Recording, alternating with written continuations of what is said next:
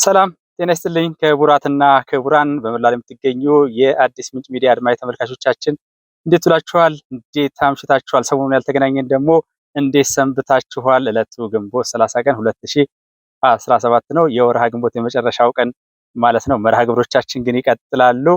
ለዛሬ ያዘጋጀሁላችሁ በአጭሩ ከተሰኘው መርሃ ግብራችን አንዱን ነው። እንግዲህ በተለይ በአማራ ክልል ነፍጥ አንግቦ የሚንቀሳቀሰው ጽንፈኛው ፋኖ ከምስረታው ቀን ጀምሮ ደረጃ በደረጃ ማንነቱን እየተገለጠ በመሄድ አሁን ከጓዳ እስከ አደባባይ ሊሸፍኑት ቢሉት ሊደብቁት ቢሉት ሊደበቅ በማይችል ሁኔታ ገመና ወጥቶ ህዝቡ ምሬቱን በይፋ እየገለጸ ነው። በእውነት አንዳንዶቹ የምሬት መገለጫዎች እንኳን በእነሱ ላይ ደርሶ አይደለም ለመስማት እንኳን የሚሰቀጥጡ ናቸው። እንግዲህ ብዙ ጊዜ ለማንሳት ተሞክሯል። ህጋዊና ሰላማዊ መንገዱ ነው የሚሻለው በሚል ነው በአዲስ ምንጭ ሚዲያ አድማጭ ተመልካቾች ሀሳቦች ሲቀርቡ የነበረው። ይህንኑ ደግሞ ስናበረታታ እንደነበረ ይታወቃል። ይህ ሁኔታ ይቀጥላል። እውነቱን ለመናገር አንዱ መልካም ነገር ጉዳዩ ገብቷቸው ዘግይቶም ቢሆን ሩብ ጉዳይ ላይም 10 ጉዳይ ላይም ቢሆን ነገር ግን የሰዓት እላፊ የለውም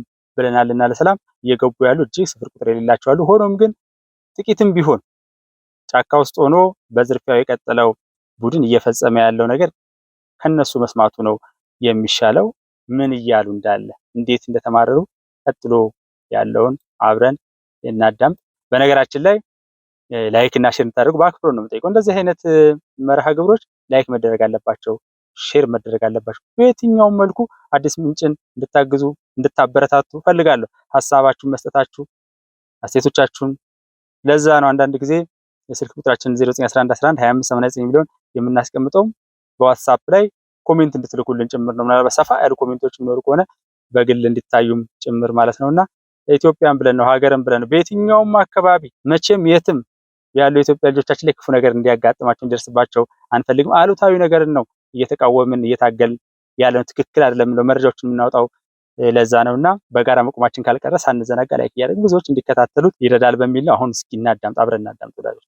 ከዛ ላይ ደግሞ ዘረፋ አካሄዱ። ዘረፋ ለምን ብር ወስደው ዱላው ለምን አይቀርም? ዱላው እኔ እኮ የሚቆረቁረኝ ገንዘቡ ዷል ደህና ነኝ ይሏል። ግን ዱላው ምን ስለሆንኩ ነው የተደበደብኩት? የተደበደበው እኮ የከተማው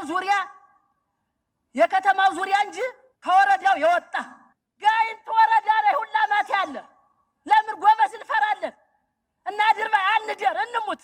ግን ሰርቻ ልጆችን አሳድጋለሁ ስል ሰርቻ ልደር ሃይ ያለው ሃይ በሙሉ የመጣው እያንዳንዱ ልጁ ወይት መጥቶ ነው እኛን የሚሰርቀን? አውሮ ሃይ ከተማው እየዋራ አይደለም እኛን የሚዘርፈን ነው የሚሰርቀን።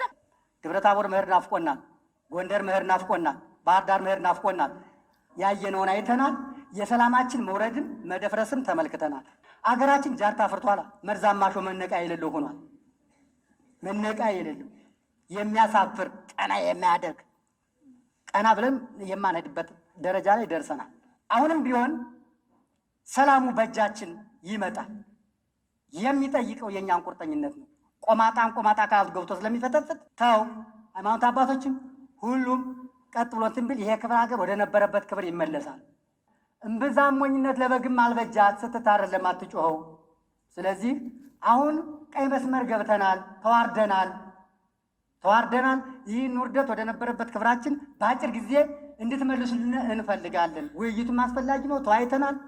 ከእንግዲህ ካሁን በኋላ ቁርጠኝነት አስፈላጊ ነው። ባልሆነ ነገር አገርን ነፃ አወጣለሁ የሚል ስሜት አይደለም። አገርን ነፃ ማውጣት የአካባቢው ህብረተሰብ ወንድሙን እህቱን ልቅሶ ሆኖ እንዳይመጣ፣ የታመመ እህታችን ነፍሰ ጡር ወልዳ ልትገላገል ነፍሰ ጡር ወደ ባህር ዳር እንኳን ብትሄድ ወደ ደብረታቦር መጃታ እየታገተ ያለበት ዘመን ነው። ሲቀጥል ደግሞ መንግስት ያቀረበውን ለህዝባችን ያቀረበውን የተለያዩ እንደ ማዳበሪያም ሌላም የሚመጡ ቁሳቁሶችን መጃተዋል። ስለዚህ ምንድነው አሁን እኔ እንደው በጣም ግራ ገብቶኛል። መንግስትማ ሰላም እያለ እስካሁን ከዚህ አዳራሽ እንኳን ስንት ጊዜ ህዝብን እያወያየን ስንት ችግር ሲፈጥር የነበረውን በሰላም እንዲገባ ውይይት ሲደረግ ቆይቷል። አሁንም ግን ሰላም እየተባለ ነው። ሰላምን አንፈልግም። የምንፈልገው ዘረፋ ነው። የምንፈልገው ሰው መግደል ነው። ወንድሙ መግደል በቃ ይሄ ነው።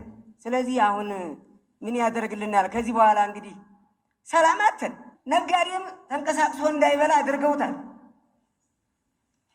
ከዚች ያለውንን በዋጋ እያናረ ህዝቡ ህብረተሰቡ ተበዝብዟል። ስለዚህ እንዴት ብለን ነው የምንኖረው? በተለይ ደግሞ እንደምንሰማው ከዚህ ጋይንት ላይ ብቻ ነው።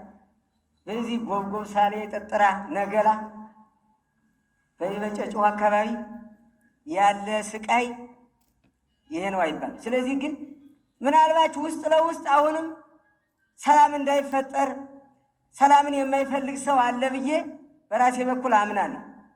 በቃ ምክንያቱም አሁንም አለ ኔትወርክ ስላለ ችግር ነው። አንጠራም። ራስ በራሱ የተሳሰረ ስለሆነ እንዴት ብለን ነው አሁን የምናጸደው? ስለዚህ እኛ አሁን እንደዚህና የመጨረሻ መንግስት እነዚህን ሰዎች ከምድረ በዳ ያጥፋልን። እኛ ተቸንፈን ውጭ የወጡ ወንድሞቻችን መንግስት ይህን እድሉን ሰጥቷል። ስለዚህ ይህን እድሉን እንጠቀምበት። ከመስዋዕትነት ምንም ይገኛል። በሰላም ሁኔታ እንወያይ። ጥያቄዎቻችን እነዚህ ናቸው፣ ይሄ ሊፈታልን ይገባል የሚል ነገር አስቀምጠው ወደ ሰላም መጥተው አካባቢያችንን እናልማ የሚል ነገር አለኝ። የመጀመሪያው በትምህርት ጉዳይ ላይ አሁን አታስተምሩ የሚል ነገር እየገጠመን ነው። ይሄን ሁሉም ሰው እያለው ነው። ችግር የሚፈታው በምንም ሰውን እርዳታ በመስጠት አይደለም። ለዘለቄታ ችግር የሚፈታው በትምህርት ነው። ችግር መፍቻው ቁልፉ ትምህርት ነው። ስለዚህ ለትምህርት ደግሞ ዩኒቨርሲቲ በጣም ወሳኝ ነገር ነው። ይህን ተከፍቶልናል። ይህንን አጠናክረን እንድንቀጥል የሚል እሳቤ አለኝ። የታች ጋይንት ወንበር ተፈልጦ እንጀራ መጋገሪያ ወጥ መስሪያ አልሆነም። እውነታው ይሄ ነው። ወንበር መጸዳጃ፣ ቢሮ መጸዳጃ አያሳፍርም? ስንናገረው ራሱ አያሳፍርም? ይሄ ውሸት ከሆነ ማንም ሰው ወርዳችሁ መጠየቅ ስለምትችሉ ማለት ነው። እና እንደው የማይሰጥ ስም ለምንድን ነው የምንሰጥ? የሌባ ስም ለራሱ ነው። ስም ለራሱ ነው። አሁን ያለው ዘራፊ ቡድን ነው እንጂ አርሶ አደሩ በገጠር ፍየሉን ሙክቱን እንዳይሰረቅበት እግሩ አስሮ እያደረ ሲነቃ እየተገደለ ቁመን እንድንነጋገር ያደረገን ፈጣሪ ቢሆንም በሀገር መከላከያ በጀግናው የሀገር መከላከያ ሰራዊት እዚህ ውጭ እኮ ያለው ሰው የሚቆም የለም። እውነት እንነጋገር ከሆነ እውነታው ይሄ ነው። ያለው ሚኒሻ ያለው ፖሊስ ዋጋ እንክፈል ብሎ ሀገሩን ላስከብር ካለ ይሄ ዛሬ የተሰባሰበው ሰው ራሱ ሀገሩን ማስከበር አይችልም። አትሰው መንግስት ልማት ያመጣልናል፣ እኛ መጀመሪያ ሰላም እናምጣ የሚል ሀሳብ ለመስጠት ነው። ከዚህ ውጭ በየደረጃው ያለው አመራር ራሱን እናንተም ቁርጠኛ ሁኑ። ቁርጠኛ ሆናችሁ ትክክለኛ ሰው መምራት የሚችል አስቀምጡ። ጥሩምባ ይንፋ እንከተላለን የሚል ሀሳብ ለመስጠት ነው። ጨርሻለሁ። በቀን 200 ብር አትርፌ እህዳ እመጣለሁ ብሎ ቲማቲም ይዞ የሄደ ነጋዴ የ5 ብር የ6 ብር ሞባይሉን ተቀምጦ ሲመጣ አያሳዝንም? ሁላችንም የመንግስት ሰራተኛውም ሸቃላውም ነጋዴውም አባሉም ሁሉም ለሰላም እንነሳ እናምጣ። እኔ እውነታው በሆነ መንገድ የምነግርህ ነገር ታሽጋይን ሰተት ብዬ ገብቻ ገደሉም ይግደሉኝ ብዙ ጓደኞችን ወደ ሰላም መመለስ አልችልም። ሀቅ ካለ አሁን ያለ መከላከያ ሰራዊት ሄዱት በጫካ እዩት። እስኪ የሚተኙበትን እንደ ሸራ እንኳን እዩት። እነሱን ካገዝን ሀገር ነፃ አይሆንም፣ ሰላም አይሆንም፣ ይሆናል። ስለዚህ እውነት በሆነ መንገድ የሃይማኖት አባት ምናምን ተባለ። አዎ ጥሩ ነው።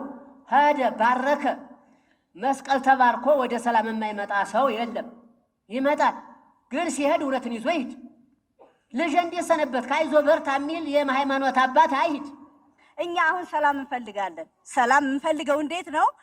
በዚህ በመንገድ ላይ የሚረብሹ መኪና የሚዘርፉትን ሰዎች ጎብጎብ መኳቢያ እና ወደ ግድም ጭርቆስ አካባቢ ነው የገጠሩ ሰው ነው እነዚህ ማውጣት ያለባቸው።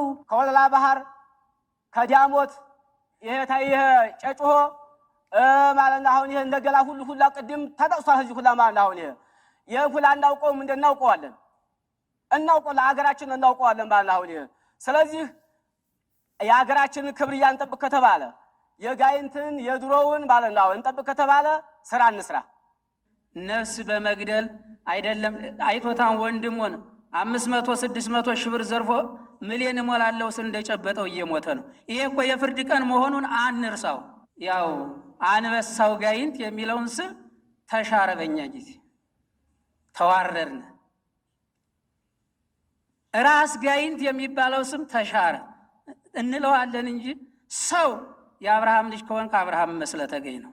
ሰላም አድርጎ ለአንድ ኢትዮጵያ ብንቆም ጥሩ ነው። ለአንድ ይህን ውስብስብ ነገር ብንአቁም ወደ ሰላም ብንመጣ ጥሩ ነው ላለው። እንደኛ እንደ ቤተ ክርስቲያን ግን እያስተማርን ነው። እንግዲህ ምን ያህል አሳዛኝ እንደሆነ በዚህ መልኩ የተመለከታችሁት ነው። በዚህ በጽንፈኛው በኩል የሚደረጉ ነገሮች በጣም ግልጽ ናቸው። ብዙ ጊዜ ብለነዋል። የተለየ ነገር ኖሮ አይደለም፣ እውነታው ተጨባጭ ነገር ያ ስለሆነ ነው።